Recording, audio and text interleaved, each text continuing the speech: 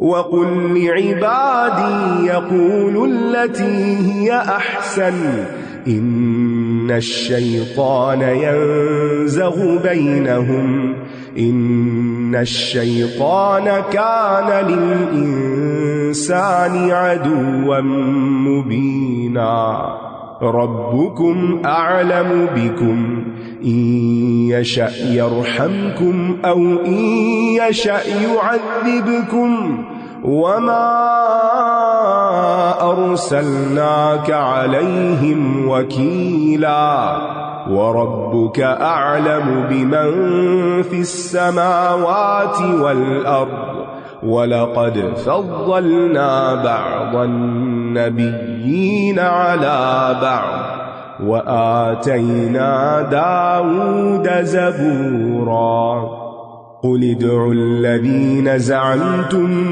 مِّن دُونِهِ فَلَا يَمْلِكُونَ كَشْفَ الضُّرِّ عَنكُمْ وَلَا تَحْوِيلًا أُولَئِكَ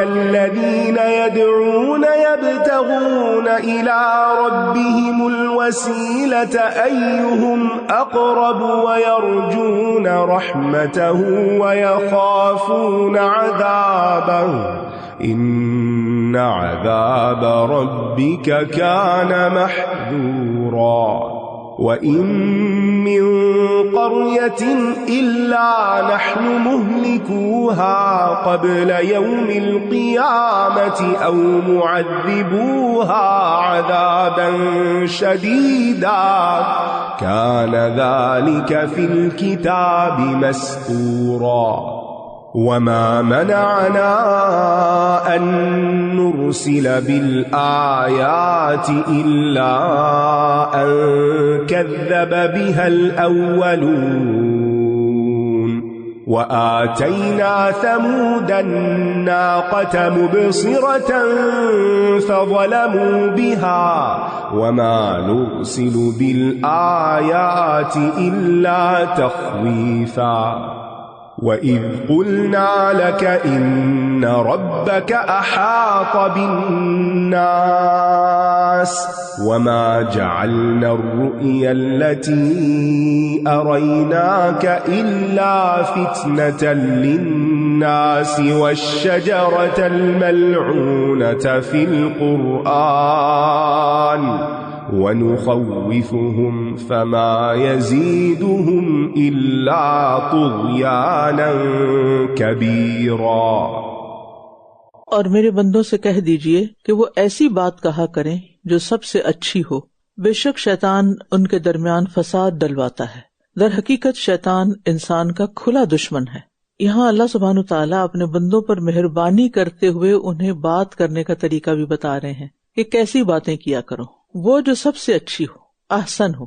اور احسن بات میں ہر وہ بات شامل ہے جو انسان کو اللہ کے قریب کر دے، اللہ کو راضی کر دے، جیسے قرآن کی تلاوت ہے، ذکر ہے، علم ہے، امر بالمعروف نہی عن المنکر ہے، مخلوق کے ساتھ اچھی طرح بات کرنا، نرم بات کرنا، سب اچھی باتیں ہیں۔ وہ اچھی باتیں جو حق پر مبنی ہو لیکن دوسرے کا دل خوش کر دیں۔ احسن کا لفظ حسن سے ہے، جن میں خوبصورتی ہو، کیونکہ انسان کی زندگی میں بات چیت کی بڑی اہمیت ہے۔ صبح و شام انسان کو دوسرے لوگوں کے ساتھ تبادلہ خیال کرنا پڑتا ہے، کمیونیکیٹ کرنا پڑتا ہے۔ تو کہیں اللہ تعالیٰ فرماتے ہیں وَقُولُوا لَهُمْ قَوْلًا مَعْرُوفًا، یعنی قول معروف کرو۔ کہیں قولاً سدیدہ کی بات آتی ہے کہ سیدھی بات کرو، کہیں قولاً بلیغہ کی بات آتی ہے کہ مؤثر بات کرو، افیکٹو ہو، کہیں قولاً کریمہ کی بات آتی ہے کہ احترام والی بات کرو، رسپیکٹ ہو اس میں، کہیں قولاً میسورہ کی بات آتی ہے یعنی آسانی والی جو دوسرے کو سمجھ آئے، نرم بات، کہیں قولاً لینا آتا ہے، نرم بات، پھر قولوا للناس حسنا، بہترین بات، اچھی بات، پھر اسی طرح فصل الخطاب کا لفظ بھی آتا ہے، فیصلہ کن بات، اور قالوا سلاما بھی ہے یعنی کنارہ کشی والی بات۔ تو بات کرنے کے سارے آداب قرآن میں بتا دیے گئے کہ بات کیسی ہونی چاہیے۔ اور خاص طور پر جو لوگ دین کی دعوت دیتے ہیں ان کو تو تلخ کلامی سے ضرور پرہیز کرنا چاہیے اور ہر بندے سے اچھی طرح بات کرنی چاہیے۔ اس میں بندوں کے درمیان فرق نہ کیا کریں کہ جو تو آپ کی پسند کے ان کے ساتھ تو اچھے بولے، اور جو آپ کو تنگ کریں یا اچھے نہ ہوں ان کو آپ پھر ہر وقت ڈانٹ ڈپٹ کرتے رہیں سمیت اپنے بچوں کے۔ نہیں، بچوں کی بھی ایک عزت ہوتی ہے. ہم سمجھتے ہیں چونکہ وہ ہمارے بچے ہیں اس لیے ہم ان کے ساتھ جو چاہیں سلوک کریں, تو یہ درست نہیں. آپ دیکھیے کہ جتنی بھی اس وقت آپ اچھی باتیں کرتے ہیں نا, ان میں بھی اچھی کی گنجائش ہے, وہ بھی مزید امپروو ہو سکتی, ان کو بھی مزید اچھا کر لیں. کیونکہ حسن ظن بھی عبادت ہے ہمارے دین میں, حدیث میں آتا ہے حسن الظن من حسن العبادہ. حسن کلام بھی عبادت ہے کیونکہ اللہ کا حکم ہے نا, قولوا للناس حسنا. تو جو اللہ کا حکم مانتا ہے وہ کیا کرتا ہے؟ عبادت کر رہا ہوتا ہے. اور پھر زبان سے اگر اچھی بات نہ کی جائے تو آپ دیکھیں کہ چاہے کسی پر آپ نے کتنا بھی احسان کیا ہو, لیکن وہ محبت ہی ختم ہو کے رہ جاتی ہے, رشتے ختم ہو کے رہ جاتے ہیں. بری بات برے گمان کو جنم دیتی ہے, جس کے نتیجے میں پھر خرابیاں ہی خرابیاں پیدا ہوتی ہیں. کیونکہ فرمایا ان الشیطان ینزغ بینکم, شیطان کیا چاہتا ہے کہ ایسی بات کرو کہ تمہاری محبتیں دشمنیوں میں بدل جائیں. اور پھر یہاں خاص طور پر مومنوں کے لیے ہدایت ہے, وَقُلْ لِعِبَادِي, میرے بندوں سے کہہ دیجئے, یعنی اللہ کے مومن بندے. اور اچھی گفتگو اس لیے بھی ضروری ہے کہ اچھی گفتگو اچھے اخلاق اور اچھے اعمال کی طرف رہنمائی کرتی ہے. اور پھر زبان سے جب انسان اچھی بات بولتا ہے تو شیطان کے وسوسوں کو بڑھنے سے روک دیتا ہے, یعنی شیطان کے وسوسے ختم ہو جاتے ہیں. کیونکہ آپ جو بولتے ہیں پھر وہی کرتے بھی ہیں, اور وہ چیز آپ کے دل میں پکی ہوتی چلی جاتی ہے. اس میں ہم دیکھتے ہیں کہ بعض اوقات ائمہ حدیث جو تھے جب وہ کسی کی جرح کرتے تھے تو بڑے اچھے الفاظ استعمال کرتے تھے. مثلاً امام شافعی کہتے ہیں کہ یہ نہ کہو کہ فلاں کذاب ہے, بلکہ کہو فلاں کچھ حیثیت نہیں رکھتا, یعنی اس کی حدیث نہیں لینی کیونکہ اس کی کوئی ورتھ نہیں ہے. تو الفاظ کو بہتر سے بہتر بنانا چاہیے. کل ہی میں اس آیت کے پڑھنے کے بعد گوگل پہ سرچ کر رہی تھی کہ پازیٹیو ورڈز کون سے ہوتے ہیں, اچھے لفظ کون سے ہوتے ہیں جو ہم اپنی کمیونیکیشن میں استعمال کریں اور بڑھائیں, اور برے لفظ کون سے ہوتے ہیں کہ جو ہمیں ایلیمینیٹ کر دینے چاہیے اپنی ڈکشنری سے اور اپنے روزمرہ کی گفتگو میں استعمال سے. تو آپ بھی یہ سرچ کر سکتے ہیں اور ایسے الفاظ کا ذخیرہ رکھیں کہ جو دوسروں کا دل خوش کرنے والے ہوں, کیونکہ بات تو بولنے سے شروع ہوگی, وہ تو ایک بلٹ کی طرح ہے, آپ نے نکالی اور لگ گئی کسی کو تو کام تمام ہو گیا اس کا. یعنی بات وہی ہوتی ہے, کرنے کا انداز فرق ہوتا ہے. ایک بادشاہ نے خواب دیکھی تو اس کی تعبیر کے لیے کسی بزرگ کو بلایا. وہ بزرگ آیا تو انہوں نے کہا کہ بادشاہ سلامت, آپ کی زندگی میں آپ کی ساری اولاد فوت ہو جائے گی. تو انہوں نے پکڑ کے اس کو قید کر دیا. پھر نیکسٹ ڈے کوئی اور آیا تعبیر بتانے کے لیے, تو اس نے کہا کہ بادشاہ سلامت, اللہ آپ کو بڑی طویل زندگی دے گا, آپ بہت لمبا جئیں گے. تو بادشاہ کا دل خوش ہو گیا. اب بات ایک ہی تھی, ایک نے کہا تمہارے بچے مر جائیں گے اور تم اس کے بعد بھی زندہ رہو گے, کتنی پریشان کن بات. اور دوسرے کو بڑے انعام ملے, تو انہوں نے کہا جو مانگتے ہو مانگو. تو انہوں نے کہا وہ جس کو آپ نے قید کیا اس کو نکال دیں, کیونکہ بات تو میں نے بھی وہی کی ہے جو اس نے کی تھی, لیکن صرف انداز فرق تھا. تو ہم سب کو اللہ تعالیٰ حکمت دے کہ مشکل سے مشکل بات, یعنی تکلیف دہ سے تکلیف دہ بات آپ اچھے سے کر سکیں. آپ ڈاکٹرز کے پاس جاتے ہیں نا, تو بعض اوقات کسی کو کینسر ڈائگنوز ہوتا ہے تو آپ اگر ان کے سٹائل پہ غور کریں کہ وہ ایک دم یہ آپ کو نہیں کہتے کہ یہ فلاں بیماری ہے آپ کو, بڑے اچھے طریقے سے آپ سے کرتے کرتے آپ کو یوں لگے گا جیسے آپ کو کچھ ہے ہی نہیں, کوئی بات نہیں, سو بٹ ٹھیک ہو جائے گا. لیکن کچھ ڈاکٹرز اس چیز کا اہتمام نہیں کرتے تو وہ ابرپٹلی آپ کو بتاتے ہیں, تو جس سے آپ کا دل بیٹھ جاتا ہے کہ یہ میرے اوپر کیا آفت آپ پڑی. تو یہی زبان ہے جو تخت پہ بٹھاتی ہے, اور یہی زبان ہے جو دار پہ لٹکاتی ہے, یعنی سولی چڑھا دیتی ہے. تمہارا رب تمہیں خوب جانتا ہے, اگر وہ چاہے تو تم پر رحم فرما دے یا چاہے تو تمہیں عذاب دے, اور ہم نے آپ کو ان پر ذمہ دار بنا کر نہیں بھیجا. یعنی کسی کے بارے میں جنتی یا جہنمی ہونے کا فیصلہ آپ نہیں کر سکتے. اور یہ ہے کہ اللہ سے حسن ظن رکھنا چاہیے, وہ چاہے تو رحم کر دے, وہ چاہے تو عذاب دے. یہ ہر وقت یہ نہیں سوچنا چاہیے وہ عذاب دے گا, بلکہ اچھا سوچیں کہ اللہ تو بڑا ہی مہربان ہے, تو رحمان اور رحیم ہے, اور میں گناہ گار ہوں, میں کمزور اور عاجز ہوں, مجھے تجھ سے اچھا گمان ہے کہ تو میرے ساتھ اچھا ہی کرے گا. اور آسمانوں اور زمین میں جو بھی ہے آپ کا رب انہیں خوب جانتا ہے, اور بے شک ہم نے بعض نبیوں کو بعض پر فضیلت دی ہے. اور ہم نے داؤد کو زبور عطا کی, کہہ دیجئے جنہیں تم اس کے سوا معبود سمجھتے ہو انہیں پکار دیکھو, نہ تو وہ تم سے کوئی تکلیف دور کرنے کے مالک ہیں اور نہ ہی وہ اس کو بدل سکتے ہیں. یعنی غیر اللہ یا اللہ کے سوا جتنے بھی معبود ہیں, چاہے پتھر کے بت ہوں یا فرشتے ہوں یا جن ہوں یا فوت شدہ نیک بزرگ ہوں, اولیاء اللہ ہوں, ان میں سے کوئی بھی ایسا نہیں کہ جو انسان کی تکلیف دور کر سکے, اور انسان کی قسمت کو بھی نہیں بدل سکتے. کسی کی بگڑی سنوار نہیں سکتے اور کسی کی سنوری ہوئی بگاڑ نہیں سکتے. جنہیں یہ لوگ پکارتے ہیں وہ تو خود اپنے رب کی طرف وسیلہ تلاش کرتے ہیں, وہ تو خود محتاج ہیں کہ ان میں سے کون اللہ کے زیادہ قریب ہو جائے. اور وہ اس کی رحمت کی امید رکھتے ہیں اور اس کے عذاب سے ڈرتے ہیں. بے شک آپ کے رب کا عذاب ڈرنے کی چیز ہے. یعنی لوگوں نے جن کو وسیلہ بنا رکھا ہے اپنی کامیابی کے لیے یا وسیلہ سمجھتے ہیں جن کو، وہ خود اعمال صالح کر کے اللہ کا قرب حاصل کرتے ہیں. وہ خود نیک اعمال کو وسیلہ بناتے ہیں، یعنی وہ نیک اعمال کرتے ہیں تاکہ وہ اللہ کے قریب ہو سکے. وہ نیک اعمال ان کے لیے ذریعہ بن جائے اللہ کے قریب ہونے کا. تو بات سیدھی سی یہ ہے کہ اللہ کے سوا کسی کے پاس کچھ بھی اختیار نہیں، لہذا زندگی اور وقت ضائع نہیں کرنا چاہیے غیر اللہ کے پیچھے بھاگنے پر. اور پھر آپ دیکھیے کہ یہاں پر رحمت کا ذکر ہے نا، کہ وہ اس کی رحمت کی امید رکھتے ہیں اور اس کے عذاب سے ڈرتے ہیں. تو ہمیں بھی کیا کرنا چاہیے؟ اللہ کی رحمت کی امید رکھنی چاہیے اور اللہ کے عذاب سے ڈرنا بھی چاہیے. اعتدال اسی چیز کا نام ہے. اور ابوالکلام آزاد کہتے ہیں کہ قرآن پاک نے اللہ کی کسی صفت کو بھی اس کثرت سے نہیں دہرایا جتنا صفت رحمت کو. تو کہتے ہیں اگر قرآن کے وہ تمام مقامات جمع کیے جائیں جہاں رحمت کا ذکر کیا گیا تو 300 سے زائد ہوں گے. اتنی بار رحمت کا ذکر کیا جائے. اور اگر رحمت سے ملتے جلتے لفظ جیسے مغفرت، رأفت، حلم، عفو، تو یہ تعداد اور بھی بڑھ جاتی ہے. ویسے تو دیکھا جائے کہ قرآن مجید اول سے آخر ہمارے لیے رحمت ہی رحمت کا باعث ہے اور اس کی رحمت کی کوئی انتہا نہیں. لیکن ہماری عبادت مکمل ہوتی ہے خوف اور امید کے ساتھ. جہاں اللہ کی رحمت کا یقین ہونا چاہیے وہاں اس کے عذاب سے ڈرتے بھی رہنا چاہیے، تبھی انسان نیک عمل کر سکے گا. اور کوئی بستی ایسی نہیں جسے ہم قیامت سے پہلے ہلاک نہ کر دیں یا اسے سخت عذاب میں مبتلا نہ کر دیں. یہ بات کتاب میں لکھی ہوئی ہے، یعنی اس دنیا میں بقا کسی کو بھی حاصل نہیں. اور ہمیں نشانیاں بھیجنے سے کسی اور چیز نے نہیں روکا سوائے اس کے کہ پہلے لوگوں نے انہیں جھٹلا دیا تھا. اور ہم نے سمود کو اونٹنی واضح نشانی کے طور پر دی مگر انہوں نے اس پر ظلم کیا. اور ہم تو ڈرانے کے لیے ہی نشانیاں بھیجتے ہیں. اللہ سبحانہ وتعالیٰ کیوں ڈراتے ہیں اور نشانیاں کیوں بھیجتے ہیں؟ ڈرانے کے لیے تاکہ بندے توبہ کر لیں، اللہ کی طرف پلٹ آئیں. اور مومنوں کے لیے تو معمولی چیز بھی ایسی نشانی کافی ہو جاتی ہے، وہ اس سے گہرا اثر لیتے ہیں. لیکن جو منکر ہوتے ہیں وہ پوری کائنات کی نشانیاں بھی دیکھ لیں تو ان کو سمجھ نہیں آتی. ایسے کبھی کبھی شرارت کرنے کو دل چاہتا ہے نا. تو میں نے کل کسی کام کے لیے چیٹ GPT کھولی تو اس سے میں نے کہا کہ مجھے بتاؤ کہ یونیورس کو کس نے کریٹ کیا ہے. آپ کبھی یہ سوال لکھ کے پوچھیں اس سے، یا گوگل پہ ہی لکھ لیں، کہیں بھی لکھ لیں. اس قدر بیکار جواب آئیں گے، آپ حیران ہوں گے کہ لوگ کس قدر لاسٹ ہے. ترس آیا مجھے کہ جن کے پاس حقیقت کا علم نہیں ان کے پاس کوئی جواب ہی نہیں. دور کی کوڑیاں لاتے ہیں، ادھر ادھر کے فلسفے بگاڑتے ہیں لیکن خالق کو نہیں پہچانتے. عقل کے اندھو چھوٹی سی بھی چیز کسی بنانے والے کے بنائے بغیر نہیں بنتی. اتنی بڑی کائنات جس کی کوئی انتہا ہی نہیں، وہ خود سے کیسے بن گئی ہے اس کے بنانے والے کا تمہیں پتہ ہی نہیں چلا آج تک.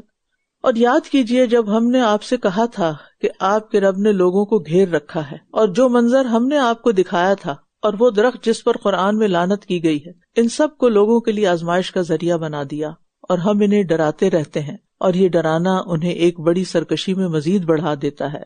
رؤیا ویسے تو خواب کو کہتے ہیں لیکن کبھی کبھی آنکھوں سے دیکھنے کے لیے بھی یہ لفظ استعمال ہوتا ہے، اور یہاں بیداری میں آنکھوں سے دیکھنا مراد ہے. اگر نبی صلی اللہ علیہ وسلم نے اسراء اور معراج جو ہے وہ نیند کی حالت میں کی ہوتی، خواب دیکھا ہوتا تو کسی کو بھی اعتراض نہیں. خواب میں تو انسان کہیں سے کہیں پہنچ سکتا ہے. تو لوگوں کو اعتراض ہی کس بات پر تھا کہ یہ دعویٰ کرتے ہیں کہ میں نے کھلی آنکھوں سے سب کچھ دیکھا. اور پھر تھور کا درخت جو جہنم کا درخت ہوگا اس پر ان کو اعتراض تھا کہ آگ میں کیسے درخت اگ سکتا ہے، اور اس کا مذاق اڑاتے تھے. تو بات یہ ہے کہ انسان کا تو اپنا علم اتنا ناقص ہے کہ اس کو اپنے آپ کی نہیں سمجھ. اگر آپ کے سر میں درد ہو جائے تو آپ کو سوچنا پڑتا ہے کہ کیا ریزن ہوئی ہے. کبھی ایک بتائیں گے کبھی دوسری. اپنے آپ کو نہیں ہم سمجھ سکتے کہ ہمارے ساتھ آج یہ کیوں ہو رہا ہے. تو اللہ کے کاموں کے بارے میں بس انسان کو اللہ کی عظمت پر یقین ہونا چاہیے کہ اللہ سب سے بڑا ہے، وہ ہر چیز پر قادر ہے، وہ سب کچھ کر سکتا ہے، اور وہ جو بھی کرتا ہے حکمت کے ساتھ کرتا ہے. وہ ساری صفات ایک دوسرے سے ریلیٹ کرتی ہیں. وَإِذْ قُلْنَا لِلْمَلَائِكَةِ اسْجُدُوا لِآدَمَ فَسَجَدُوا إِلَّا إِبْلِيسَ قَالَ أَأَسْجُدُ لِمَنْ خَلَقْتَ طِينًا قال أرأيتك هذا الذي كرمت علي لئن أخرتني إلى يوم القيامة لأحتنكن ذريته إلا قليلا قال اذهب فمن تبعك منهم فإن جهنم جزاؤكم جزاء موفورا واستفزز من استطعت منهم بصوتك وأجلب عليهم بخيلك ورجلك وشاركهم في الأموال والأولاد وعدهم وما يعدهم الشيطان إلا غرورا إن عبادي ليس لك عليهم سلطان وكفى بربك وكيلا ربكم الذي يزجي لكم الفلك في البحر لتبتغوا من فضله إنه كان بكم رحيما وَإِذَا مَسَّكُمُ الضُّرُّ فِي الْبَحْرِ ضَلَّ مَن تَدْعُونَ إِلَّا إِيَّاهُ فَلَمَّا نَجَّاكُمْ إِلَى الْبَرِّ أَعْرَضْتُمْ وَكَانَ الْإِنسَانُ كَفُورًا أَفَأَمِنْتُمْ أَنْ يَخْسِفَ بِكُمْ جَانِبَ الْبَرِّ أَوْ يُرْسِلَ عَلَيْكُمْ حَاصِبًا ثُمَّ لَا تَجِدُوا لَكُمْ وَكِيلًا أَمْ أَمِنْتُمْ أَنْ يُعِيدَكُمْ فِيهِ تَارَةً أُخْرَى فَيُرْسِلَ عَلَيْكُمْ قَاصِفًا مِنَ الرِّيحِ فيغرقكم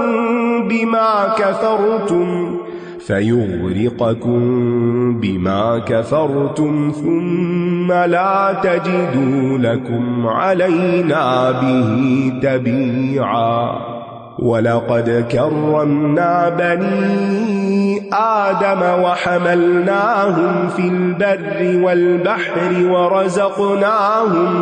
وَرَزَقْنَاهُمْ مِنَ الطَّيِّبَاتِ وَفَضَّلْنَاهُمْ عَلَى كَثِيرٍ مِّمَّنْ خَلَقْنَا تَفْضِيلًا۔ اور جب ہم نے فرشتوں سے کہا کہ آدم کو سجدہ کرو تو ان سب نے سجدہ کیا سوائے ابلیس کے۔ اس نے کہا کیا میں اس کو سجدہ کروں جسے تو نے مٹی سے پیدا کیا؟ گمراہ لوگوں کی گمراہی کا اصل سبب کیا ہوتا ہے؟ بات کو صحیح رخ سے نہ دیکھنا، چیزوں کی حقیقت معلوم نہ کرنا کہ کوئی بات کیوں کہی جا رہی ہے۔ اللہ تعالیٰ اگر کوئی حکم دے رہا ہے تو کیوں دے رہا ہے، اور پھر جب وہ حکم دے تو ہمارا کام ہے اس کو مان جانا، چاہے سمجھ آئے یا نہ آئے۔ کیوں مان جانا؟ کیونکہ وہ بڑا ہے نا۔ جب آپ کو یہ یقین ہوتا ہے کہ جو مجھے حکم دے رہا ہے وہ مجھ سے بڑا ہے، عقل مند ہے، سب کچھ جانتا ہے، تو پھر آپ کو کیوں نہیں کرنا چاہیے۔ اور یہ جو کیوں ہوتا ہے نا، کیوں میں تمہاری بات کیوں مانوں، یہ بات کیوں، ایسے کیوں، یہ ایک طرح سے تکبر کی علامت ہوتی ہے۔ بات سمجھ نہ آنے پر سوال کیا جا سکتا ہے لیکن اس کا انداز کوئی اور ہوتا ہے۔ کہنے لگا کیا تو نے دیکھا اس کو جس سے تو نے مجھ پر عزت دی ہے؟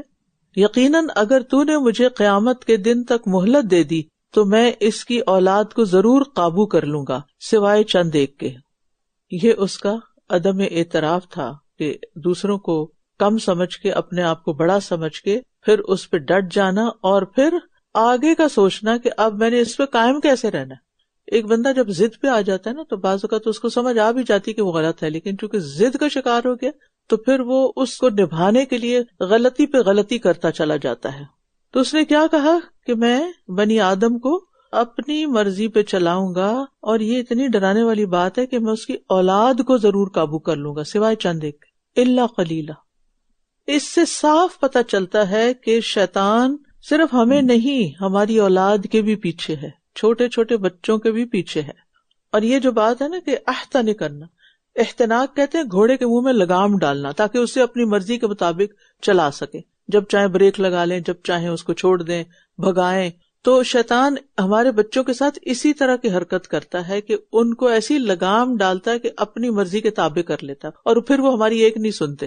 اور پھر یعنی آپ سوچئے کہ انسان کے لیے سب سے بڑی دولت کیا ہے، جو مال و دولت سے بھی زیادہ قیمتی ہے نا، دنیا کے ہیرے جواہرات سے بھی زیادہ قیمتی، تو اس سے بڑا کوئی دشمن ہو سکتا ہے جو ہم سے ہماری سب سے قیمتی چیز چھیننا چاہے اور پھر ہمیں پتہ بھی نہ چلے کہ وہ چھین رہا ہے اور وہ اپنے ساتھ ملا رہا ہے، اس کو اپنا چیلا بنا رہا ہے، بچے ہمارے اور تابع دار اس کے. تو یہ ایسا نہیں کہ ہمیں بس آنکھیں بند کر کے چھوڑ دینا ان کو جو مرضی کریں. انہیں آپ یوں سمجھے کہ جیسے وہ ان کو نگلنے کی کوشش کرے اور ہم پکڑ کے چھین کے چھڑا کے لے کے جا رہے ہیں اپنی طرف. تو سخت زور اور سخت سٹرگل کی ضرورت ہے، اور خاص طور پر وقت کے ساتھ ساتھ جو فتنے بہت بڑھ گئے ہیں تو اولاد کی طرف سے غافل نہ ہو. یہ مت سوچے اوپر سے سب اچھا نظر آتا ہے تو ضرور اندر سے بھی اچھا ہی ہوں گے. بعض اوقات وہ ڈبل پرسنالٹی کے حامل ہو جاتے ہیں، کہیں کچھ آپ کے سامنے کچھ اور بن جائیں گے، کہیں کچھ اور ہو جائیں گے. اور یہ ساری باتیں صرف اس وقت سمجھ آتی ہیں جب انسان چاروں آنکھیں کھلی رکھتا ہے. یعنی چار سے مراد میری دل کی بھی اور سامنے کی بھی.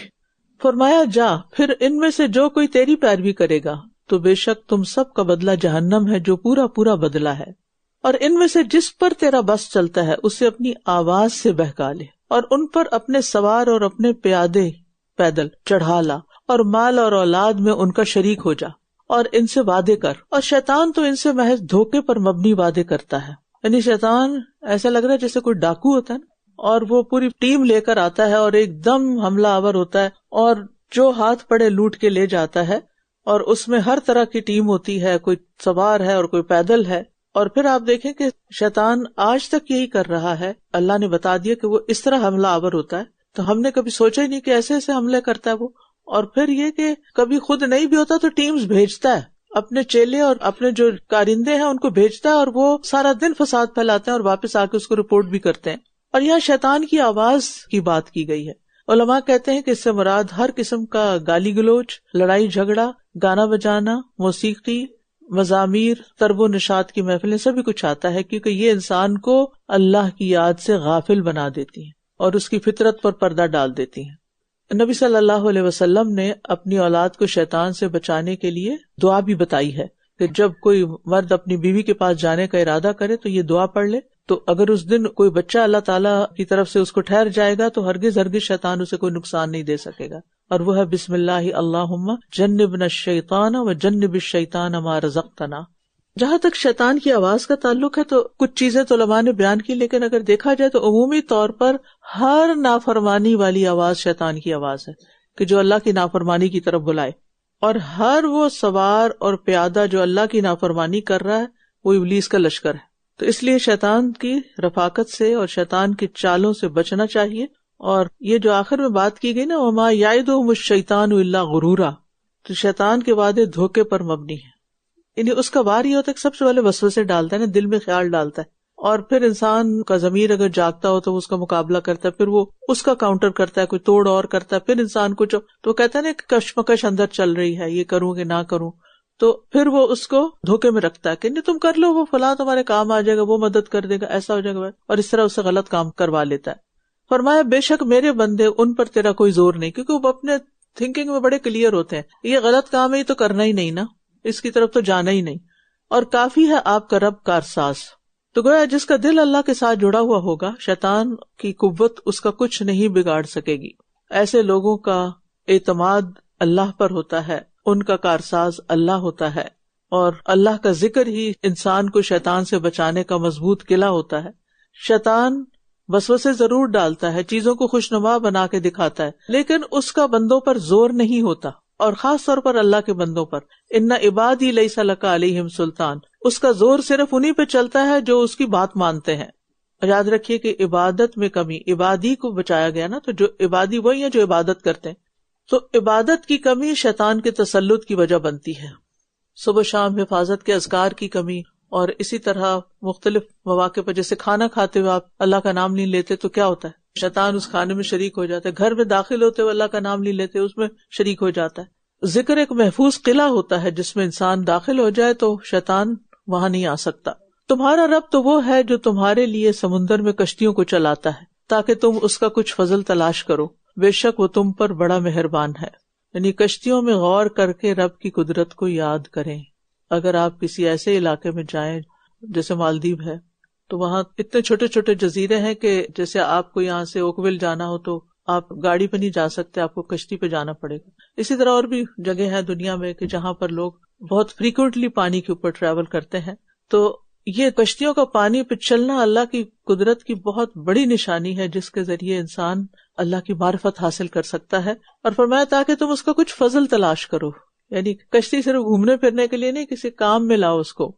اور جب سمندر میں تمہیں کوئی تکلیف پہنچتی ہے تو اس کے سوا جنہیں تم پکارتے تھے وہ سب گم ہو جاتے ہیں. پھر جب وہ تمہیں خشکی کی طرف نجات دیتا ہے تو تم اسی سے اعراض برتنے لگتے ہو، اور انسان بڑا ہی ناشکرا ہے. یعنی سختی میں انسان کو پتہ چلتا ہے کہ وہ کتنا کمزور ہے، تکلیف میں انسان کو احساس ہوتا ہے کہ وہ اللہ کا محتاج ہے، لیکن جب بندے کو طاقت ملتی ہے تو پھر وہ اسی کو بھول جاتا ہے. کیا پھر تم اس بات سے بے خوف ہو گئے ہو کہ وہ تمہیں خشکی کی جانب دھنسا دے یا تم پر پتھر برسانے والی آندھی بھیج دے، پھر تم اپنے لیے کوئی بھی کارساز نہ پاؤ؟ بات یہ کہ زمین کی سلامتی ہمارے لیے بہت بڑی نعمت ہے، آرام سے رہتے ہیں اس پر. اگر ہر نافرمانی پہ پکڑ ہونے لگے تو ہم زندہ بھی نہ رہ سکیں. یا تم اس بات سے بے خوف ہو گئے ہو کہ وہ تمہیں دوبارہ اسی سمندر میں لوٹا لائے، پھر وہ تم پر تند و تیز ہوا بھیج کر تمہاری ناشکری کی وجہ سے تم کو غرق کر دے، پھر تم اپنے لیے ہمارے خلاف اس پر کوئی پیچھا کرنے والا نہ پاؤ گے. یعنی اللہ کی پکڑ کوئی معمولی بات نہیں ہے، اس لیے اس کے بارے میں سنجیدگی سے فکر مند ہونا چاہیے اور ان چیزوں سے پرہیز کرنا چاہیے، سمندر میں بھی اور خشکی میں بھی، جو اللہ کو ناراض کرنے والی ہیں، ورنہ کسی وقت بھی پکڑ ہو سکتی ہے. اور اگر دنیا میں بچ بھی گئے تو آگے تو پوچھ ہوگی. اور یقیناً ہم نے بنی آدم کو بہت عزت بخشی. کس طرح؟ ساری کائنات آپ کے لیے مسخر ہے، سورج، چاند، ستارے، سمندر، پہاڑ، دریا، سب آپ کی خدمت میں لگے ہوئے ہیں. اور ہم نے انہیں خشکی اور سمندر میں سوار کیا، اور ہم نے انہیں پاکیزہ چیزوں سے رزق عطا کیا، اور ہم نے انہیں اپنی بہت سی مخلوق پر نمایاں فضیلت عطا کی. یعنی انسان کو اللہ نے ہر لحاظ سے عزت دی ہے، پیغمبر بھیجے، علم دیا، کتابیں بھیجی. تو انسان کو اپنی یہ عزت خاک میں نہیں ملانی چاہیے اور شیطان کا ساتھی نہیں بننا چاہیے. نعمتوں کی قدردانی کرنی چاہیے اور قدردانی کے طور پر اللہ تعالیٰ کی اطاعت اور عبادت میں مشغول ہونا چاہیے. يوم ندعو كل أناس بإمامهم فمن أوتي كتابه بيمينه فأولئك يقرؤون كتابهم ولا يظلمون فتيلا ومن كان في هذه أعمى فهو في الآخرة أعمى وأضل سبيلا وَإِن كَادُوا لَيَفْتِنُونَكَ عَنِ الَّذِي أَوْحَيْنَا إِلَيْكَ لِتَفْتَرِيَ عَلَيْنَا غَيْرَهُ وَإِذًا لَاتَّخَذُوكَ خَلِيلًا وَلَوْلَا أَن ثَبَّتْنَاكَ لَقَدْ كِدتَّ تَرْكَنُ إِلَيْهِمْ شَيْئًا قَلِيلًا إِذًا لَأَذَقْنَاكَ ضِعْفَ الْحَيَاةِ وَضِعْفَ الْمَمَاتِ ثُمَّ لَا تَجِدُ لَكَ عَلَيْنَا نَصِيرًا وَإِن كَادُوا لَيَسْتَفِزُّونَكَ مِنَ الْأَرْضِ لِيُخْرِجُوكَ مِنْهَا وَإِذًا لَا يَلْبَثُونَ خِلَافَكَ إِلَّا قَلِيلًا سُنَّةَ مَن قَدْ أَرْسَلْنَا قَبْلَكَ مِن رُّسُلِنَا وَلَا تَجِدُ لِسُنَّتِنَا تَحْوِيلًا. جس دن ہم سب لوگوں کو ان کے امام یعنی اعمال نامے کے ساتھ بلائیں گے تو جو کوئی اپنی کتاب اپنے دائیں ہاتھ میں دیا گیا تو یہ لوگ اپنی کتاب پڑھیں گے اور یہ کھجور کی گٹلی کے دھاگے برابر بھی ظلم نہ کیے جائیں گے. امام کا ایک مطلب تو اعمال نامہ ہے، اور امام سے مراد کسی امت کا نبی بھی ہو سکتا ہے. یعنی انسان قیامت کے دن جب اللہ کے حضور پیش کیا جائے گا تو ود ریفرنس ہوگا، یعنی اس کے اعمال بھی اس کے ساتھ ہوں گے یا جو اس کا گائیڈ ہوگا وہ بھی. اور اس طرح اللہ تعالیٰ کسی پر ذرا برابر بھی ظلم نہیں کرے گا. اور جو کوئی اس دنیا میں اندھا بنا رہا تو وہ آخرت میں بھی اندھا ہوگا اور راستے سے سب سے زیادہ بھٹکا ہوا. اللہ اکبر. یعنی آپ سوچئے کہ دنیا میں غافل رہنے کی سزا کتنی بڑی ہوگی. یعنی جو دنیا میں جنت کے راستے پر نہیں چلا وہ آخرت میں بھی نہیں چل سکے گا. جس کو یہاں حق نظر نہیں آیا اس کے لیے وہاں بھی ویسی ہی جزا ہوگی. اور بے شک یہ قریب ہی تھے کہ ضرور آپ کو اس سے فتنے میں ڈال دیں جو ہم نے آپ کی طرف وحی کی، تاکہ آپ ہم پر اس وحی کے علاوہ کچھ اور گھڑ لائیں، اور تب یہ ضرور آپ کو دلی دوست بنا لیتے. وحی کے مفہوم کو بدلنا باطل کے بڑے مقاصد میں سے ہے، تاکہ لوگ یہ سمجھے کہ ہم قرآن پر عمل کر رہے ہیں اور حالانکہ وہ کر ہی نہ رہے. آج بھی آپ دیکھیں کہ لوگ قرآن کے منمانے مطلب نکالتے ہیں، اور نہ صرف یہ کہ خود اس پر چلتے ہیں بلکہ دوسروں کو بھی لانے کی کوشش کرتے ہیں، تعویلیں کرتے ہیں. نبی صلی اللہ علیہ وسلم سے بھی یہی مطالبہ تھا کہ آپ اس وحی کے علاوہ کچھ اور لے آئیں، یعنی اس قرآن کو بدل دیں یا کچھ اور لے کر آئیں. یہ قابل عمل نہیں. آج تو ہم کہتے ہیں نا پرانا ہو گیا تو قابل عمل نہیں، وہ اس دور میں بھی کہتے تھے قابل عمل نہیں، کیونکہ وہ ان کی خواہشات سے ٹکراتا تھا. اور اگر ہم آپ کو ثابت قدم نہ رکھتے تو قریب تھا کہ آپ ان کی طرف کچھ تھوڑا سا مائل ہو ہی جاتے، کیونکہ انہوں نے ہر طرح کی آپ کو آفرز کی تھی، باہم سمجھوتا کرنے کی کوشش کی. ایک دفعہ کہا کہ آپ ہمارے بتوں سے متعلقہ آیات پڑھنا چھوڑ دیں تو ہم آپ کی بات مان لیں گے. ایک دفعہ کہا کہ اگر آپ کو حکومت چاہیے تو حکومت دے دیں گے، حاکم بنا لیتے ہیں. دولت چاہتے ہیں تو آپ کے قدموں میں دولت کے ڈھیر لگا دیتے ہیں. آپ کو اگر کسی عورت سے محبت ہے تو ہم اس سے آپ کی شادی کر دیتے ہیں. یہی وہ چیزیں ہوتے ہیں انسان دنیا میں جن کے لیے بھاگ دوڑ کرتا ہے، لیکن آپ نے ہر آفر کو ٹھکرا دیا. تو بات یہ کہ نیکی کے کام میں، عبادت میں، دعوت کے کام میں مشکلات اور مخالفت کے باوجود استقامت کا نصیب ہونا یہ صرف اللہ کی توفیق سے ہوتا ہے. یہ اللہ کی خاص نعمت ہوتی ہے. اگر اللہ ہمیں ہمارے نفس کے حوالے کر دے تو ہم کیا کر سکتے ہیں؟ اللہ مدد نہ کرے تو ہم کیا کر سکتے ہیں؟ لہٰذا جہاں کہیں کوئی بھٹکانے والے کا شائبہ بھی پڑ جائے کہ یہ شخص میری راہ بدل رہا ہے یا میرے اندر اللہ سے دوری آ رہی ہے، تو فوراً اللہ کی طرف رجوع کریں، واپس پلٹیں، اللہ سے مدد مانگیں، اس سے معافی مانگیں. لا حول ولا قوت الا باللہ پڑھیں، یعنی پڑھتے رہیں تکرار کے ساتھ. اور اگر آزمائش سخت ہو تو اٹھتے بیٹھتے چلتے پھرتے اللہ سبحانہ وتعالیٰ سے دعا کرتے رہیں، کیونکہ استقامت وہی دیتا ہے. تب یقیناً ہم آپ کو دگنا زندگی کا اور دگنا موت کا عذاب چکھاتے. استغفر اللہ. پھر آپ اپنے لیے ہمارے مقابل کوئی مددگار نہ پاتے، کیونکہ حق کو چھوڑ کر باطل کی طرف جھکنا اللہ کے غضب اور عذاب کو دعوت دیتا ہے، اور لوگوں کی وجہ سے دین کو چھوڑ دینا یہ بہت بڑی غلطی ہوتی ہے کہ لوگ کیا کہیں گے. اور پھر یہاں دگنی سزا کی بات آپ کے لیے کیوں کی گئی؟ کیونکہ جس شخص کا مرتبہ جتنا بلند ہوتا ہے اس سے سرزد ہونے والے جرم کی سزا بھی اتنی ہی سنگین ہوتی ہے. اور یہ قریب ہی تھے کہ مکہ کی اس زمین سے آپ کے قدم اکھاڑ دیں تاکہ یہ آپ کو یہاں سے نکال دیں، اور تب یہ آپ کے بعد خود بھی تھوڑی دیر ہی ٹھہریں گے. یہاں پیشن گوئی ہو رہی ہے کہ آپ صلی اللہ علیہ وسلم ہجرت کریں گے، یعنی اس کی طرف اشارہ ہے. اور نبی صلی اللہ علیہ وسلم کی ہجرت کے بعد واقعی قریش مکہ کے حالات بہت تنگ ہو گئے. ان رسولوں کے معاملے میں ایسا ہی طریقہ رہا ہے جنہیں ہم نے آپ سے پہلے بھیجا تھا، اور آپ ہمارے طریقے میں کوئی تبدیلی نہ پائیں گے. یعنی اللہ کی سنت نہیں بدلتی، اور کسی معاشرے کے اندر مصلحین کا رہنا اس کے استحکام کی علامت ہوتی ہے، اور اگر وہ نکل جائیں، یعنی اچھے لیڈرز اگر کسی جگہ کو چھوڑ دیں تو وہاں زوال شروع ہو جاتا ہے. أقم الصلاة لدلوك الشمس إلى غسق الليل وقرآن الفجر إن قرآن الفجر كان مشهودا ومن الليل فتهجد به نافلة لك عسى أن يبعثك ربك مقاما محمودا وقل رب أدخلني مدخل صدق وأخرجني مخرج صدق واجعل لي من لدنك سلطانا نصيرا وقل جاء الحق وزهق الباطل إن الباطل كان زهوقا وننزل من القرآن ما هو شفاء ورحمة للمؤمنين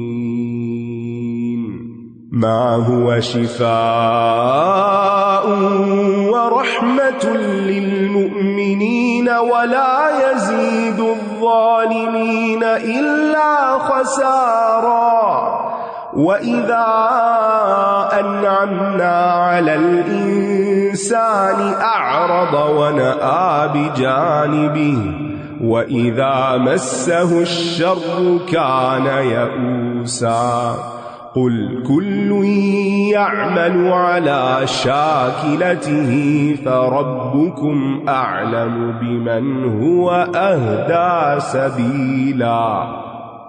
سورج کے ڈھلنے سے رات کے اندھیرے تک نماز قائم کیجیے اور فجر کی نماز کا قرآن بھی، بے شک فجر کے وقت قرآن پڑھنے کی گواہی دی جاتی ہے۔ نمازوں کا ذکر کیوں کیا جا رہا ہے؟ کیونکہ مومن مشکلات میں صبر اور نماز سے مدد طلب کرتا ہے۔ نماز انسان کے لیے دل کے سکون کا باعث ہوتی ہے، اور قرآن الفجر سے مراد یہاں فجر کی نماز ہے۔ اور نماز کو قرآن کیوں کہا گیا؟ کیونکہ نماز کا ایک اہم جز قرآن بھی ہوتا ہے، جیسے قیام یا رکعت یا سجدہ سے پوری نماز مراد ہوتی ہے۔ اگر کہیں آئے نا وسجدوا تو اس سے مراد صرف سجدہ کرنا نہیں ہوتا بلکہ نماز ہے، رکوع بھی نماز ہے۔ اور فجر کے وقت چونکہ زیادہ قرآن پڑھا جاتا ہے، طویل قرات ہوتی ہے، اس لیے اس کو قرآن ہی کہہ دیا گیا۔ اور یہ فرشتوں کی حاضری کا وقت ہوتا ہے جس میں دن اور رات کے فرشتے آپس میں ملاقات کرتے ہیں اور ڈیوٹی تبدیل ہوتی ہے۔ اور ویسے بھی آپ دیکھیں کہ رات بھر آرام کرنے کے بعد صبح کے وقت قرآن کا سننا اور پڑھنا جو ہے بہت فائدے کا ہوتا ہے، انسان کا سارا دن بہت اچھا گزرتا ہے، اور اس وقت میں خاص سکون اور اطمینان بھی ہوتا ہے، وہ اللہ کی رحمت اور بخشش کا وقت ہوتا ہے۔ اور پھر فجر کے بعد اذکار وغیرہ کرنا، اور رات کے کچھ حصے میں اس کے ساتھ تہجد ادا کیجیے، یہ آپ کے لیے زائد عبادت ہے، ایکسٹرا ہے۔ امید ہے کہ آپ کا رب آپ کو مقام محمود پر فائز کرے گا۔ تہجد کا لفظی معنی ہوتا ہے نیند ترک کرنا، نیند چھوڑنا۔ تہجدہ یعنی سو کر اٹھ گیا یا جاگ گیا۔ ویسے تو قیام اللیل ساری رات ہو سکتا ہے، عشاء کے بعد سے لے کے فجر کی نماز تک، چاہے آپ سو کر پھر اٹھ کے پڑھیں یا پھر آپ جاگ رہے ہیں اور پھر پڑھ کر سو جائیں نماز، لیکن سحری کے وقت نیند توڑ کے اٹھنا وہ زیادہ افضل ہے۔ اور نبی صلی اللہ علیہ وسلم کے لیے تہجد کی نماز ایک ایکسٹرا زیادہ نماز تھی اور ان کے لیے لازم تھا پڑھنا، اور اس عبادت کی وجہ سے ان کے لیے مقام محمود کا وعدہ کیا گیا۔ اور آپ کہہ دیجئے اے میرے رب، مجھے جہاں داخل فرما سچائی کے ساتھ داخل فرما، اور جہاں سے نکال سچائی کے ساتھ نکال، اور میرے لیے اپنے پاس سے ایک مددگار قوت عطا فرما۔ یہاں اللہ سبحانہ وتعالیٰ سے دعا مانگی جا رہی ہے۔ دعا مانگنے کا طریقہ بھی ہمیں یہاں سیکھنا چاہیے کہ کس طرح انسان اپنی حاجت پیش کرے اور کس طرح عاجزی اور انکساری سے کام لے، اور سچائی کے ساتھ داخلہ اور سچائی کے ساتھ نکلنا بڑا اہم ہے کسی بھی کام میں، کسی بھی جگہ پر، ٹھیک ہے۔ بعض اوقات ہوتا ہے کہ آپ بڑی نیک نیتی سے کسی کام کا آغاز کرتے ہیں لیکن اختتام اخلاص کے ساتھ نہیں ہوتا، سچائی کے ساتھ نہیں ہوتا۔ سچائی سے مراد یہاں اخلاص بھی ہو سکتا ہے، وسیع معنی ہے یہاں، یعنی آپ ویسے دین کا کام شروع کرتے ہیں بڑے جوش جذبے کے ساتھ اور بڑے خلوص کے ساتھ، سچے دل سے، اور بیچ میں آتی ہیں مشکلات، پھر کیا ہوتا ہے؟ پھر کہتے ہیں ہم چھوڑ دیتے ہیں، ہم نہیں کر سکتے، یعنی مشکلات کا حل نہیں ڈھونڈتے، کیا کرتے ہیں؟ اس نیکی کے کام کو چھوڑ دینا چاہتے ہیں۔ تو یہاں پر کیا کہا گیا کہ دعا مانگو کہ اللہ شروع بھی کوئی کام کرے تو تیرے ساتھ سچا ہو کر کرے، اور اس کا اینڈ بھی بہت اچھا ہو، اور اس کام سے جب ہم نکلیں وہ ذمہ داری پوری کرے صاف ستھرے ہو کر، اور کہہ دیجئے حق آ گیا اور باطل مٹ گیا۔ بے شک باطل مٹنے ہی والا تھا، یعنی حق کے سامنے باطل ٹک نہیں سکتا، باطل جتنا بھی طاقتور ہو اس کا انجام شکست ہے، مٹ جانا ہے۔ اور ہم قرآن میں سے جو نازل کر رہے ہیں وہ مومنوں کے لیے تو شفا اور رحمت ہے، اور ظالموں کو خسارے ہی میں بڑھاتا ہے۔ یعنی قرآن سے دلوں کے شبہات دور ہوتے ہیں، شفا ملتی ہے، اور انسان کی جہالت دور ہوتی ہے، اندھیرا دور ہوتا ہے، کیونکہ اس کے اندر علم یقینی ہے، ہر بات سچی ہے، پکی ہے۔ تو جب انسان کسی بھی کنفیوژن کے ساتھ قرآن کھولتا ہے تو اللہ تعالیٰ اس کو کافی و شافی جواب دے دیتے ہیں۔ اور پھر نہ صرف یہ کہ روحانی بیماریوں کے لیے شفا ہے بلکہ جسمانی بیماریوں کے لیے بھی۔ جتنا قرآن سے دور ہوں گے اتنے زیادہ بیمار ہوں گے، یعنی خاص طور پر ذہنی بیماریاں۔ وہ معاشرے جن کے اندر معاش کی انسان کو فکر نہیں، کھانے کو بھی ہے، رہنے کو بھی ہے، آرام ہے، ہر چیز ہے، لیکن سکون نام کی چیز نہیں۔ کیوں؟ کیونکہ اصل سے دور ہے، قرآن سے دور ہے۔ اور جب انسان قرآن کی طرف آ جاتا ہے تو انسان چونکہ غلطی کا پتلا ہے، غلطیاں ہوتی ہیں تو پھر کیا ہوتا ہے، دل پہ بوجھ پڑتا ہے، انسان تکلیف محسوس کرتا ہے. تو قرآن ایسی شفا دیتا ہے کہ توبہ کی طرف انسان آتا ہے اور اللہ کے قریب آتا ہے تو گناہوں کے اثرات دور ہو جاتے ہیں. تو یہاں پر رحمت للمومنین اور خسارہ ظالمین کے لیے. قرآن ایک ہی ہے، کوئی اس سے رحمت پا رہا ہے اور کوئی اس سے خسارہ پا رہا ہے. یعنی کہ کون اس سے خسارہ پاتا ہے؟ جو قرآن سے دور ہے اور ایمان نہیں رکھتا اس پر، اس کی سمجھ بوجھ حاصل نہیں کرتا، اس کی پیروی نہیں کرتا، تو وہ ظلمت یعنی اندھیرے میں ڈوبا رہتا ہے. اور جب ہم انسان پر انعام کرتے ہیں تو وہ اعراض کرتا ہے، اللہ سے رخ موڑ لیتا ہے اور اپنا پہلو بچاتا ہے. اور جب اسے کوئی تکلیف پہنچتی ہے تو وہ بہت مایوس ہو جاتا ہے، نعمت پا کر شکر ادا نہیں کرتا، اور اگر نعمت چھن جائے، تکلیف آ جائے تو اللہ سے اور دور ہو جاتا ہے. یعنی نہ تو اسے نعمت نے فائدہ دیا اور نہ ہی کسی تکلیف نے اللہ کی طرف اس کو راغب کیا. یہاں سے ایک بڑی مزے کی بات سیکھنے کی ہے، اگر لوگوں کا اللہ کے ساتھ یہ رویہ ہے تو ہمارے ساتھ کیا ہو سکتا ہے، کیا ایکسپیکٹ کریں گے. اللہ تعالیٰ فرما رہے ہیں جب ہم انسان پر انعام کرتے ہیں تو وہ بے رخی دکھاتا ہے. بہت سے لوگ ایسے ہوتے ہیں نا، آپ ان کے ساتھ احسان کرتے وہ سیدھے منہ بات نہیں کرتے اور اپنا پہلو بچاتا ہے، تو قریب بھی نہیں آنا چاہتا، دور دور سے پرے سے پرے. اور جب اسے کوئی تکلیف پہنچتی ہے تو پھر انتہائی مایوس ہو جاتا ہے، ڈپریشن. آپ کہہ دیجئے ہر ایک اپنے اپنے طریقے پر عمل کر رہا ہے، بس تمہارا رب خوب جانتا ہے کہ راستے کے اعتبار سے کون زیادہ ہدایت یافتہ ہے، یہ اللہ کو پتا ہے. لہٰذا اللہ کی نظر میں ہدایت یافتہ بننے کی فکر کریں.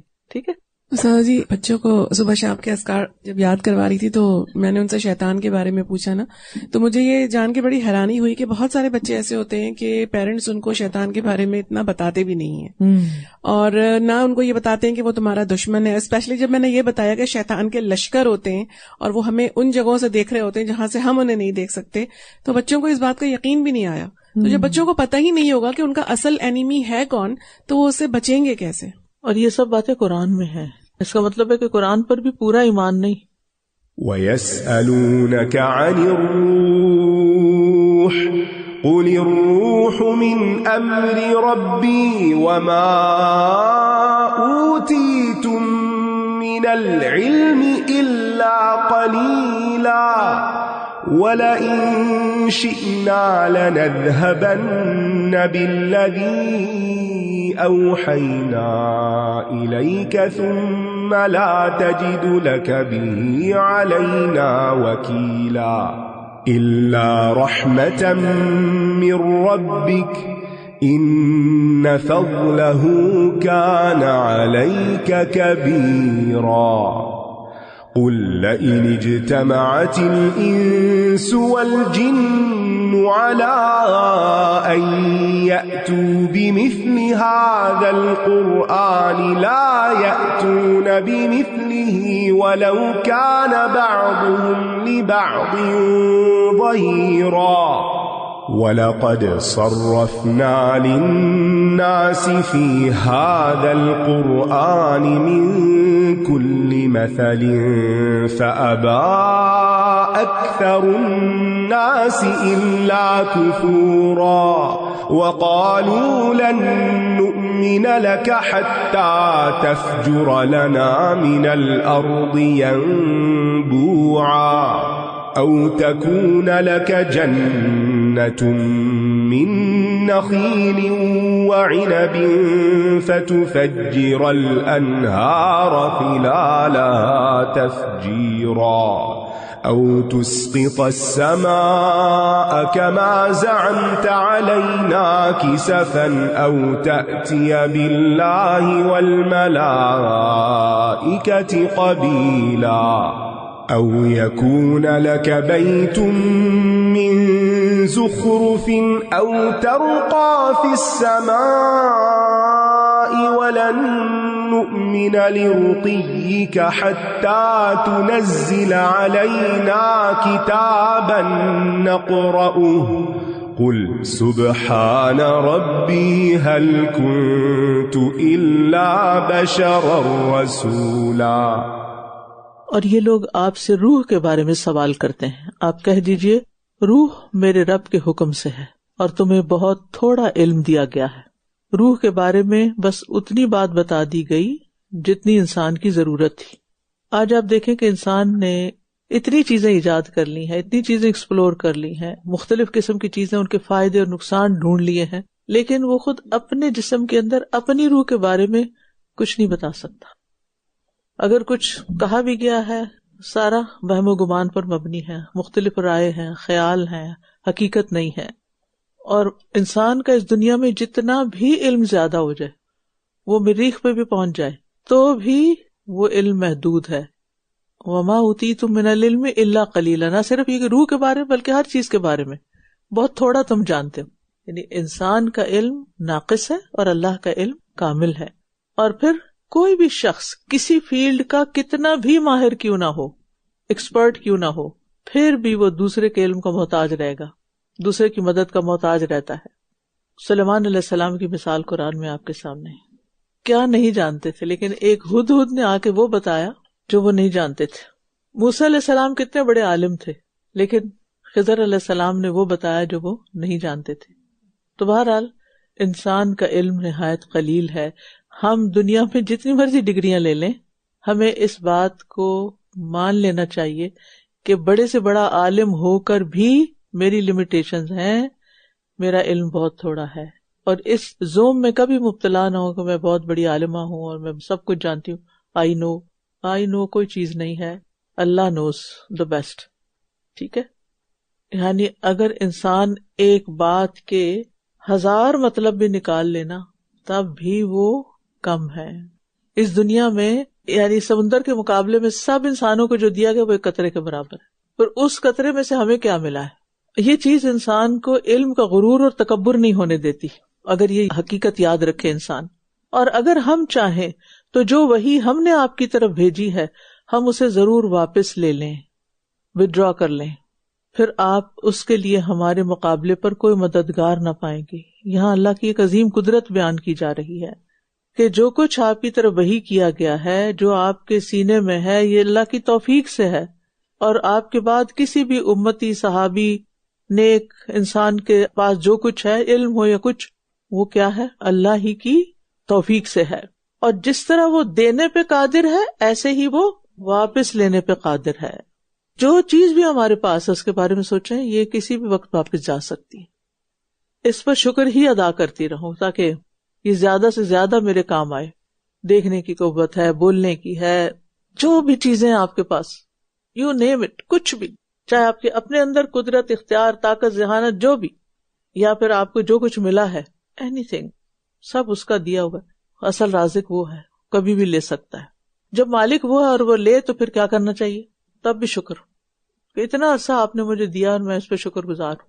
ناراض نہیں ہونا، اللہ کے بارے میں کوئی شکوہ نہیں کرنا، اور بندوں سے تو بالکل بھی نہیں کرنا کہ اللہ نے میرے ساتھ یہ کر دیا، نعوذ باللہ. وہی اس کی چیز سے اس نے لے لی، بات ہی ختم. جس کو یہ بات سمجھ آ جاتی ہے نا، اس کی زندگی بڑی آسان ہو جاتی ہے، اس بڑا حوصلہ ہو جاتا ہے، بڑا بہادر ہو جاتا ہے. میری دادی کے بارے میں کہتے ہیں کہ ان کے کئی بچے فوت ہوئے، کوئی 6 سال، 7 سال، 8 سال. تو جب بھی بچہ کو فوت ہوتا تھا تو وہ اس کو سیدھا کر کے اس کے اوپر کپڑا ڈال کے ساتھ نماز کے لیے کھڑی ہو جاتی تھی. وہ کہتی تھی میں رب سے راضی ہوں، اسی نے دیا تھا، اسی نے لے لیا، بات ختم. یہ بات کون کہہ سکتا ہے؟ یعنی بچوں سے ہمیں کتنی محبت ہوتی ہے، اور بچوں کو کانٹا بھی چبھ جائے تو ہمارے آنسو نکل آتے ہیں، اتنی تکلیف ہوتی. تو ایک ماں کا دل اتنا مضبوط کیسے ہو سکتا ہے؟ ام موسیٰ کا دل کس نے مضبوط کیا تھا؟ اللہ نے. تو اگر آج ہم بچوں کی طرف سے کسی طرح دلوں میں کوئی کمزوری پاتے ہیں تو یہی سوچا کریں یہ اللہ نے امانتیں دی ہیں نا مجھے، اور میں نے ان کی اچھی تربیت کرنی ہے اور ان کو اللہ کے حوالے ہی کر دینا ہے. میرا تو کچھ بھی نہیں ہے، یہ تو میرے لیے ایک امتحان کا پرچہ ہی ہے. ان کے لیے اچھی دعائیں کریں، لیکن اگر ان کو کوئی تکلیف پہنچتی ہے تو اللہ کی رضا پر راضی رہیں ہمیشہ، اور ہر نعمت کے ساتھ یہی. کیونکہ انسان نے عارضی طور پر جو کچھ پوزیس کیا ہو نا، اس پہ اتنا حریص ہے نا کہ یہ میری چیز، خبردار کوئی لے، ٹھیک ہے اچھی بات ہے، حفاظت کریں اپنی چیزوں کی، لیکن الٹیمیٹلی یہ ہے نہیں ہماری اصل میں. اجنبی کی نظر ڈالیں ہر چیز پر، میری نہیں ہے، بس وقتی طور پہ کام کے لیے، پھر مالک واپس لے جائے گا. رینٹ پہ کوئی گھر لیتا ہے تو کیا کرتا ہے؟ اسے اپنا گھر بنا لیتا ہے. اس کے ذہن میں ہمیشہ کیا رہتا ہے؟ یہ میرا گھر نہیں ہے. اسی لیے اس کے اندر ایک ہرس ہوتی ہے میں اپنا گھر بنا لوں تاکہ مجھے کوئی نکالے نہ. لیکن پھر بھی بھول جائیں، اپنا بھی بن گیا نا، اس سے بھی نکالے جائیں گے. ادھر رہنا کوئی نہیں ہم نے. اور جب یہ یقین پختہ ہو جاتا ہے نا یہاں رہنا نہیں ہے، تو پھر دنیا سے دل نہیں لگتا، پھر اللہ کے راستے میں دیتے ہوئے کوئی چیز مشکل نہیں لگتی، پھر دین کے راستے میں کام کرتے ہوئے کوئی قربانی بڑی نہیں لگتی. جو ہے ہی نہیں اپنا تو پھر کیا رونا ہے اس کے پیچھے، یہ تو میرا تھا ہی نہیں. وہ جو کوئی فوت ہوتا ہے تو دعا ہے نا ان للہ ما اخذ، وہ اللہ کا تھا نا جو اس نے لے لیا اس نے واپس. ام سلیم کا واقعہ تو آپ سب کو معلوم ہے کہ ان کا بیٹا فوت ہوا تو اپنے شوہر کو کیا کہا، اگر کوئی تمہارے پاس امانت رکھے پہ لینے آ جائے تو تم کیا کرو گے؟ خوشی سے دوں گا. کہا اللہ کی امانت تھی بیٹا تمہارے پاس، اللہ نے لے لیا. یہ ہوتی ہیں ایمان والی خواتین، اتنی مضبوط ایمان والی. ٹھیک ہے انسان کسی کی جدائی پر غمگین ہو وہ ایک الگ بات ہے، لیکن ناراض نہیں. جدائی غمگین کرتی ہے نا، یہ ہماری فطرت میں اللہ نے رکھ دی ہے نا. انسانوں کی محبت، چیزوں کی محبت، کوئی چیز ٹوٹتی ہے، نقصان ہوتا ہے تو ہمیں دکھ ہوتا ہے، ہونا چاہیے، کوئی حرج نہیں، لیکن اس کے پیچھے اپنے آپ کو ایسا نہ گھلائیں کہ کسی کام کے قابل نہ رہے. اور پھر کسی نعمت پر غرور نہیں آتا، تکبر نہیں آتا، اور اس سے منع کیا گیا ہے. کیونکہ لوگ عام طور پہ شو آف کرنے لگتے ہیں نا، ہمارے پاس یہ بھی ہے وہ بھی ہے، بڑی بڑی باتیں کرنے لگتے ہیں، یہ نقصان دیتی. اور خاص طور پہ علم کے معاملے میں آپ دیکھیں کتنے ہی بچے حفظ کرتے ہیں بھول جاتے ہیں، کدھر گیا وہ، لے لیا اللہ نے واپس. آپ کئی دفعہ کوئی مہارتیں حاصل کرتے ہیں پھر وہ آپ کو کرنا نہیں آتا. یعنی بعض اوقات آپ اتنے اسکلفل ہوتے ہیں چیزوں کو منٹس میں آپ کر لیتے ہیں، پھر وہی ہاتھ ہوتے ہیں ایسی کمزوری آتی کہ کچھ کرنے کے قابل نہیں ہوتے. تو یہ دنیا کی جتنی بھی چیزیں ہیں ان میں سے کوئی چیز اس قابل نہیں کہ اس کے پیچھے اپنے رب سے دور ہوں، ناراض ہوں، یا اپنی آخرت کو بھول جائیں یا اپنے اصل منزل کو بھول جائیں. کوئی چیز ہمارے راستے میں رکاوٹ نہیں بننی چاہیے سوائے آپ کے رب کی رحمت کے. بے شک آپ پر اس کا فضل بہت بڑا ہے، بہت بڑا ہے اللہ کا فضل. جتنی چیزیں ہیں نا اگر ان کو ہم کہنا یہ اللہ نے مجھے اتنا کچھ دیا ہوا تو پھر ایک سینس آف اچیومنٹ ہوگی نا، مجھ پہ اللہ کا بڑا فضل ہے. جو اللہ کے شکر گزار بندے ہوتے ہیں نا، جب ان سے پوچھو نا ان کا حال کہ اللہ کا بڑا فضل ہے، کچھ چیز چاہیے نہیں، اللہ کی بڑی رحمت ہے، سب کچھ ہے، بھرے ہوئے ہوتے ہیں اندر سے. کہہ دیجئے اگر تمام انسان اور جن اس پر جمع ہو جائیں کہ وہ اس قرآن کی مانند کچھ لے آئیں تو وہ اس جیسا نہ لا سکیں گے اگرچہ وہ ایک دوسرے کے مددگار بن جائیں. سارے انسان ایک دوسرے کے مددگار بن جائیں اور جنوں کو بھی ساتھ ملا لیں جن کی بڑی طاقت ہے، اور مل کے کوئی کوشش کریں کہ اس جیسی کوئی چیز پیش کریں، نہیں کر سکتے. اتنا بڑا چیلنج. تو نبی صلی اللہ علیہ وسلم نے جو پیش کیا یہ اللہ کی طرف سے اور بالکل سچ ہے. اور بلا شبہ ہم نے اس قرآن میں انسانوں کے لیے ہر قسم کی مثالیں پھیر پھیر کے بیان کی ہیں، مگر اکثر لوگوں نے کفر کے سوا ہر چیز کا انکار کیا. یعنی قرآن میں ہر طرح کے دلائل بڑی خوبصورتی سے پیش کیے گئے ہیں، لیکن نہ ماننے والے نہیں مانتے، اور یہ کہتے ہیں کہ ہم ہرگز آپ پر ایمان نہ لائیں گے یہاں تک کہ آپ ہمارے لیے زمین سے ایک چشمہ نہ جاری کر دیں، یا آپ کے لیے کھجوروں اور انگوروں کا ایک باغ ہو، پھر آپ اس کے درمیان سے خوب نہریں جاری کر دیں. یعنی بجائے ایمان لانے کے طرح طرح کے بے جا اعتراضات اور بے جا مطالبے، یا آپ آسمان کو ٹکڑے ٹکڑے کر کے ہم پر گرا دیں جیسا کہ آپ دعویٰ کرتے ہیں، یا آپ اللہ اور فرشتوں کو سامنے لے آئیں. اللہ کے بعد تو پھر کچھ نہیں رہتا نا. یا آپ کے لیے سونے کا ایک گھر ہو، یا آپ آسمان میں چڑھ جائیں، اور ہم آپ کے چڑھنے کو بھی ہرگز نہ مانیں گے یہاں تک کہ آپ ہم پر ایک کتاب اتار لائیں جسے ہم خود پڑھا کریں. کہہ دیجئے پاک ہے میرا رب، میں تو بس ایک بشر ہی ہوں جسے رسول بنایا گیا. بات ہی ختم. بعض اوقات سے لوگ آپ سے بڑی بڑی ایکسپیکٹیشن رکھ بیٹھتے ہیں اور آپ مصیبت میں آ جاتے ہیں کہ ہائے اب میرا امیج ٹوٹ نہ جائے، یہ تو مجھے بڑی چیز سمجھتے ہیں اور میں تو کچھ ہوں نہیں. تو ایسے موقع پر کیا کریں؟ ریلیکس، میں جو ہوں بس میں وہی ہوں، مجھے بس اتنا ہی آتا ہے، میں صرف یہی جانتی ہوں، میں صرف اتنا ہی کر سکتی ہوں، کیونکہ عزت تو ساری اللہ کے لیے. تو جھوٹا بھرم کس لیے رکھنا؟ کیوں بن بن کے دکھانا؟ اگر اس حالت میں کوئی قبول کرتا تو کر لے، نہیں کرتا تو نہ کرے، اس کی اپنی مرضی. امیجن کریں اتنی بڑی بڑی باتیں کر، یہ کر دیں، وہ کر دیں، وہ کر دیں، اور آپ کیا جواب دیتے؟ چھوٹا سا، پاک ہے میرا رب، میں تو بس ایک بشر ہوں جسے رسول بنایا گیا ہے، میں کچھ بھی نہیں کر سکتا، یہ سارے مطالبے میں پورے نہیں کر سکتا، میں رسول ہوں، جو میں کہہ رہا ہوں وہ مان لو. 6 مطالبے تھے یہاں، اور اس کے علاوہ بھی قرآن میں اور جگہوں پر بھی مطالبے کیے ہوئے ہیں. وَمَا مَنَعَ النَّاسَ أَن يُؤْمِنُوا إِذْ جَاءَهُمُ الْهُدَىٰ إِلَّا أَن قَالُوا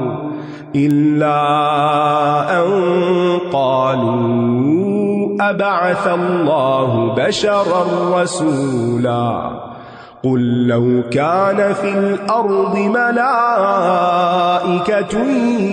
يمشون مطمئنين لنزلنا عليهم من السماء ملكا رسولا قل كفى بالله شهيدا بيني وبينكم إنه كان بعباده خبيرا بصيرا ومن يهد الله فهو المهتد ومن يضلل فلن تجد لهم أولياء من دونه ونحشرهم يوم القيامة على وجوههم عميا وبكما وصما مأواهم جهنم كلما خبت زدناهم سعيرا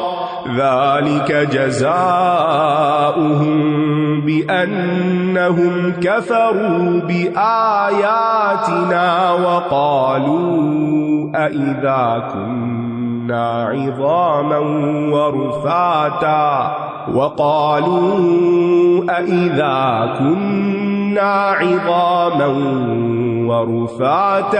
أئنا لمبعوثون خلقا جديدا أولم يروا أن الله الذي خلق السماوات والأرض قادر على أن يخلق مثلهم وجعل لهم أجلا لا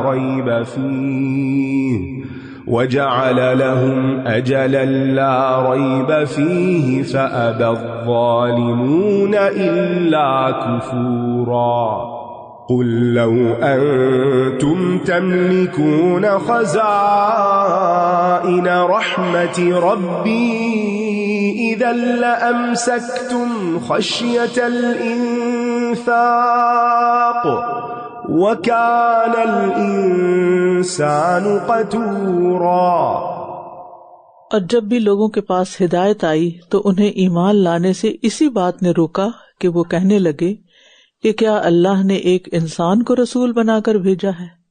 آپ کہہ دیجئے اگر زمین میں فرشتے اطمینان کے ساتھ چلتے پھرتے ہوتے تو ہم بھی ان پر آسمان سے ایک فرشتہ ہی رسول بنا کر اتارتے۔ آپ کہہ دیجئے کہ میرے اور تمہارے درمیان اللہ ہی بطور گواہ کافی ہے، بے شک وہ اپنے بندوں کی خوب خبر رکھنے والا، خوب دیکھنے والا ہے، اور جسے اللہ ہدایت دے تو وہی ہدایت یافتہ ہے، اور جنہیں وہ بھٹکا دے تو آپ ان کے لیے اس کے سوا ہرگز کوئی مددگار نہ پائیں گے، اور قیامت کے دن ہم انہیں ان کے چہروں کے بل اندھا اور گنگا اور بہرا بنا کر اکٹھا کریں گے، ان کا ٹھکانہ جہنم ہوگا۔ جب کبھی یہ آگ دھیمی ہونے لگے گی تو ہم ان پر اور زیادہ بھڑکا دیں گے۔ نبوت پر ان کے جو شکوک و شبہات تھے اور جو اعتراضات تھے اس کے بعد اب انہیں وعید سنائی گئی ہے۔ اور پھر آپ دیکھیے کہ یہ جو بات ہے نا کہ قیامت کے دن ہم انہیں ان کے چہروں کے بل چلائیں گے اور پھر اندھا اور گنگا اور بہرا بنا کر، یعنی جس رب نے پاؤں پہ چلایا ہے، جس رب نے آنکھیں دی ہیں اور سب کچھ دیا ہے، وہ الٹا کر کے بھی چلا سکتا ہے اور یہ سب کچھ واپس بھی لے سکتا ہے۔ اور جو بندہ ہدایت طلب کرنا چاہتا ہے اللہ تعالیٰ اسے ہدایت دیتا ہے، وَمَن يَهْدِ اللَّهُ فَهُوَ الْمُهْتَدِ۔ اور پھر سوال یہ پیدا ہوتا ہے کہ قیامت کے دن ان کا یہ حشر کیوں ہوگا، کہ ان کو اتنا ذلیل کیا جائے، الٹا کر دیا جائے، کیونکہ دنیا میں ان کی عقل الٹی ہوئی ہے نا، ان کو الٹا کیا جائے گا، ٹھیک ہے۔ اور پھر یہ ہے کہ امیاً و بکمن و سما، کیونکہ دنیا میں یہی ایسے ہی بنے رہے تو پھر ان کا انجام ویسے ہی ہوگا، الجزاء من جنس العمل۔ یہ ہے ان کا بدلہ، جو کیا نا انہوں نے اس کا بدلہ، یہ ہے ان کا بدلہ، کیونکہ انہوں نے ہماری آیات کا انکار کیا اور کہنے لگے کہ کیا جب ہم ہڈیاں اور چورا چورا ہو جائیں گے تو کیا واقعی ہم نئے سرے سے پیدا کر کے دوبارہ اٹھائے جائیں گے؟ کیا انہوں نے غور نہیں کیا کہ وہ اللہ جس نے آسمانوں اور زمین کو پیدا کیا ہے وہ اس پر قادر ہے کہ ان جیسے پیدا کر دے، اور اس نے ان کے لیے ایک وقت مقرر کر رکھا ہے جس پہ کوئی شک نہیں، پھر بھی ظالموں نے سوائے کفر کے انکار ہی کیا ہے۔ یعنی جو لوگ دل کے اندھے ہو چکے ہیں وہ اللہ کی بات سمجھنے سے قاصر ہیں اور نصیحت حاصل کرنا ہی نہیں چاہتے۔ اس لیے فَأَبَى الظَّالِمُونَ إِلَّا كُفُورًا. آپ کہہ دیجئے اگر میرے رب کی رحمت کے خزانوں کے مالک تم ہوتے تو تم خرچ ہو جانے کے ڈر سے ضرور روک رکھتے. اور انسان بہت تھڑ دلا ہے، یعنی بخیل انسان جو ہوتا ہے نا وہ حریص بھی ہوتا ہے، یعنی کنجوسی اور حرص ساتھ ساتھ چلتے ہیں.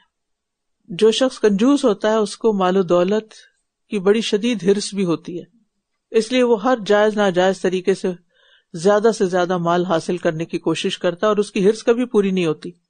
اور فطرتاً انسان کے اندر یہ بخل پایا جاتا ہے، اور انسان کے پاس جتنا بھی زیادہ ہو وہ اتنا ہی بخیل بعض اوقات ہو جاتا ہے. اور اگر اللہ تعالیٰ اپنی رحمت کے خزانے بندوں کو دے دے تو وہ تو پھر کسی پہ کچھ خرچ ہی نہ کریں. اور جب ہمیں یہ یقین ہو جائے کہ سارے خزانے اللہ کے پاس ہیں تو پھر کیا کرنا چاہیے؟ اللہ ہی سے مانگنا چاہیے، جس کے پاس دے کر بھی کچھ ختم نہیں ہوتا. اور انسانوں سے توقع نہیں رکھنی چاہیے چاہے وہ کتنے ہی طاقتور کیوں نہ ہو. وَلَقَدْ آتَيْنَا مُوسَى 9 آيَاتٍ بَيِّنَاتٍ فَاسْأَلْ بَنِي إِسْرَائِيلَ إِذْ جَاءَهُمْ فَقَالَ لَهُ فِرْعَوْنُ إِنِّي لَأَظُنُّكَ يَا مُوسَى مَسْحُورًا قال لقد علمت ما أنزل هؤلاء إلا رب السماوات والأرض بصائر وإني لأظنك يا فرعون مثبورا فأراد أن يستفزهم من الأرض فأغرقناه ومن معه جميعا وقلنا من بعده لبني إسرائيل اسكنوا الأرض فإذا جاء وعد الآخرة جئنا بكم لفيفا وبالحق أنزلناه وبالحق نزل وما أرسلناك إلا مبشرا ونذيرا وقرآنا فرقناه لتقرأه على الناس على مكث ونزلناه تنزيلا قل آمنوا به أو لا تؤمنوا إن الذين أوتوا العلم من قبله إذا يتلى عليهم يخرون للأذقان سجدا ويقولون سبحان ربنا إن كان وعد ربنا لمفعولا ويخرون للأذقان يبكون ويزيدهم خشوعا قل ادعوا الله أو ادعوا الرحمن أيما تدعوا فله الأسماء الحسنى ولا تجهر بصلاتك ولا تخافت بها وابتغ بين ذلك سبيلا وقل الحمد لله الذي لم يتخذ ولدا ولم يكن له شريك في الملك ولم يكن له ولي من الذل وَكَبِّرْهُ تَكْبِيرًا. اور یقیناً ہم نے موسیٰ کو واضح 9 نشانیاں دی، تو آپ بنی اسرائیل سے پوچھ لیجئے جب وہ ان کے پاس آیا تو فرعون نے اس سے کہا اے موسیٰ بے شک میں تو تمہیں سحر زدہ سمجھتا ہوں. اس نے کہا تم خوب جانتے ہو کہ انہیں آسمانوں اور زمین کے رب نے واضح نشانیاں بنا کر اتارا ہے، اور اے فرعون بے شک میں تو تمہیں ہلاکت زدہ سمجھتا ہوں.